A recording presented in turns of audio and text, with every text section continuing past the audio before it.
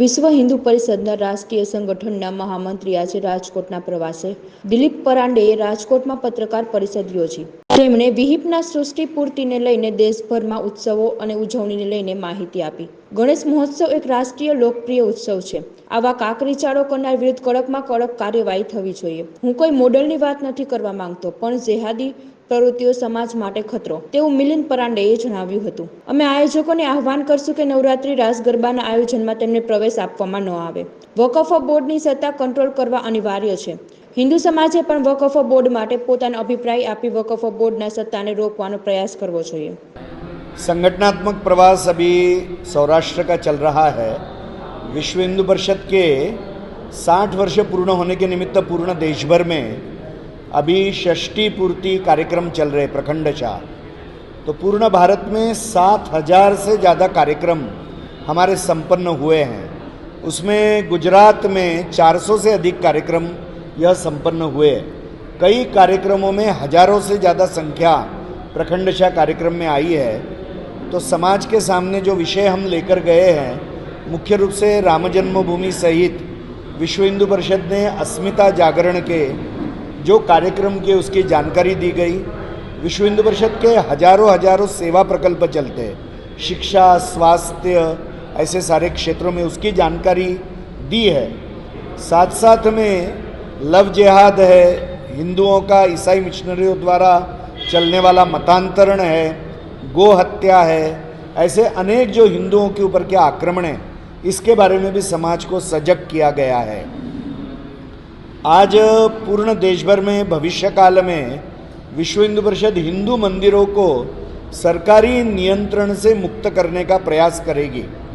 साथ साथ में गोरक्षा के लिए और मतांतरण के विरोध में केंद्रीय कानून लाने का प्रयास हम पूर्ण देश भर में करेंगे।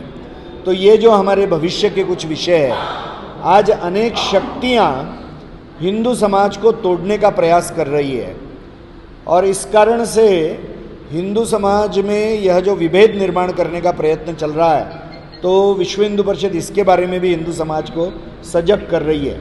हिंदू जनसंख्या में जो असंतुलन निर्माण हुआ है, उसमें मतांतरण भी कारण है, लव जिहाद भी कारण है, मुस्लिम घुसपैठ भी कारण है और घटता हुआ हिंदुओं का फर्टिलिटी रेट, तो यह भी एक बहुत बड़ा कारण है। तो हम यह जागरण कर रहे हैं कि हर हिंदू परिवार में 2 से 3 बच्चे यह होने चाहिए। यह हमारे लिए बहुत आवश्यक हम मानते हैं। नहीं, विश्व हिंदू परिषद का मत है कि हिंदू मंदिरों का संचालन यह हिंदू समाज ने ही करना चाहिए और इसलिए आगामी कालखंड में सरकारी नियंत्रण से हिंदू मंदिर मुक्त करना, क्योंकि यह एक पक्षपातपूर्ण व्यवहार है। कोई भी मस्जिद या चर्च यह सरकारी नियंत्रण में नहीं है। केवल और केवल हिंदू बहुमती इस देश में हिंदू मंदिर ही सरकारी नियंत्रण में है और यह ब्रिटिशों के कालखंड से चलता आ रहा है और इसलिए यह जो प्रक्रिया, इसको रोकना चाहिए। हिंदू समाज ने अपने मंदिर संचालित करने चाहिए, यह बहुत आवश्यक है। सभी का लिए प्रयत्न करना चाहिए, पूर्ण देश भर में ये होना चाहिए।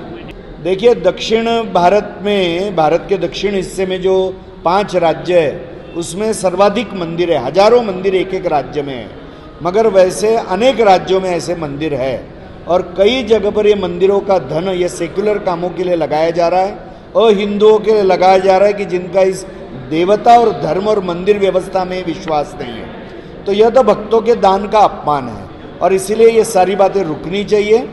हमारे मंदिरों में, अपने मंदिरों में जो दान का पैसा आ रहा है, उसका उपयोग धर्म के प्रचार के लिए और समाज की सेवा के लिए होना चाहिए। इसके लिए विश्व हिंदू परिषद प्रयास करेगा। देखिए, मतांतरण के लिए तो योग्य कानून सभी जगह आना चाहिए, मगर समाज को भी जागरूक करने की आवश्यकता है। मुसलमानों के एक वर्ग के माध्यम से लव जिहाद यह मतांतरण का एक बहुत बड़ा तरीका है और इसलिए समाज का जागरण और ऐसे तत्वों के विरुद्ध कार्रवाई, ये दोनों बातें, और जो अनेक ईसाई मिशनरी संगठन इस काम में लगे हुए हैं, उनको भी रोकने की आवश्यकता है। ये दोनों दृष्टि से काम की आवश्यकता है।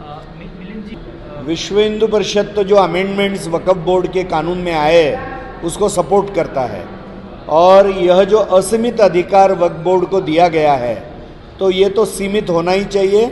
सही में तो इसको बंद करना चाहिए, इसकी कोई आवश्यकता नहीं है। और न्याय व्यवस्था के ऊपर उठकर ये लोग सारा काम कर रहे हैं। तो पूर्ण हिंदू समाज में जागरण करने का विषय है और हिंदू समाज ने भी अपनी प्रतिक्रिया भेजनी चाहिए। विश्व हिंदू परिषद का मत है कि ये जो अमेंडमेंट आया उसको पारित करना चाहिए और इसलिए पत्र और ईमेल के रूप से मैं आह्वान करता हूँ संपूर्ण हिंदू समाज ने, अभी एक ही दिन बाकी है इसके लिए, तो वो प्रतिक्रिया भेजनी चाहिए और इस कानून को अभी कंट्रोल में लाना चाहिए, यह आवश्यक है। देखिए, असीमित अधिकार है और उसका जो सारा दुष्परिणाम हो रहा है वो हिंदू समाज के ऊपर भी बड़े प्रमाण में हो रहा है। ये गांव के गांव बहुत सारी हिंदुओं की प्रॉपर्टीज़ आज वो अपने कब्जे में ले रहे हैं और इसीलिए इनको रोकना आवश्यक है। अनेक मुसलमानों को भी इसका कष्ट हो रहा है और इसलिए सभी के लिए जो कष्ट का विषय है तो इसको रोकने की आवश्यकता है। देखिए, दुर्गा माता का उत्सव है, नवरात्रि का उत्सव है, पूर्ण देश भर में मनाते हैं। मुसलमानों का एक बहुत बड़ा वर्ग वंदे मातरम को भी संपूर्ण नहीं गाता है, उनकी उसमें निष्ठा नहीं है क्योंकि वो मानते कि वहाँ दुर्गा माता की प्रार्थना हो रही है।